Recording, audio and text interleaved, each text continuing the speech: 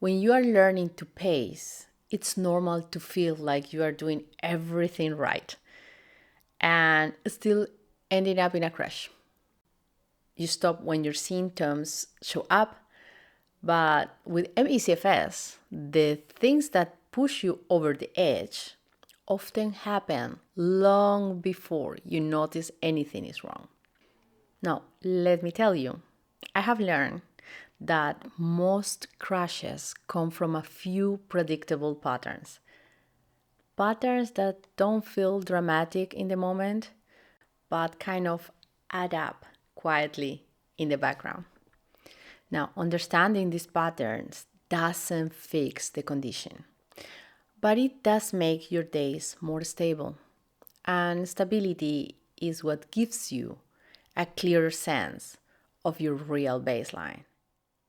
Hello, I am Amy Amaya and I live with MECFS. Here we look at the small things that make this condition easier to navigate. Welcome to my Crónicas. When I was new to pacing, I kept thinking the crash came from the last thing I did. By observing, and of course, investigating, I quickly learned there are three mistakes that led to most crashes, and none of them feel like mistakes when you are doing them. The first one is waiting for symptoms to guide you. With MECFS, symptoms show up late. You know that. You have heard about PEM, I'm pretty sure. Now, by the time you feel the heaviness or the fog or the pain, your body has already crossed the line. The second one is treating feeling okay as a green light. Oh man, what a mistake. Many people have a small window where they feel almost normal, and that is usually when they push the hardest. I was there. Sometimes I'm also there, even today. You need to learn. The thing is that window is often the most fragile part of the day. The third is understanding the cost of small things. Thinking, deciding, planning, scrolling, talking. None of these look like effort, but they all take energy your system can easily replace. To do all of them, you still need to use your brain, right? So it's the accumulation, not the size of any one task that pushes you into PEM. Now, these patterns are common because they are invisible while they are happening. They are just too normal, right?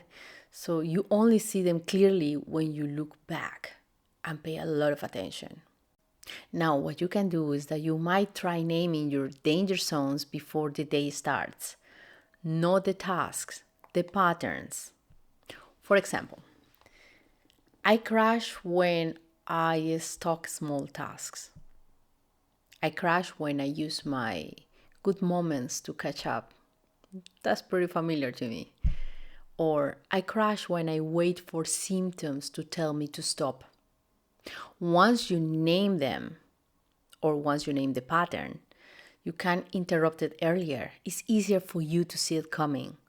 That might look like stopping while you still feel fine, or breaking a task into two parts, even when it feels unnecessary or sometimes even silly. But yeah, it might look like choosing one meaningful thing instead of three small ones. Nah? So choosing what would create the biggest impact for your day instead doing it all at once. This helps because you are no longer relying on symptoms to guide you. You are actually working ahead. You are working from a clearer understanding of how your energy behaves and know how you wish it behaved. And as I always said, over time, this makes your days more predictable. You start recognizing the early signs of overload and not just the crash itself.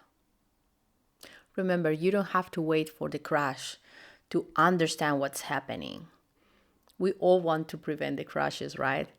So, small adjustments often make the biggest difference. All of them pile up in the same way that the little task also pile up. So let's try to pile up small adjustments instead tasks. Now, if this helped, you can stay with me for the next pacing video. We'll take it one step at a time. Ciao, ciao.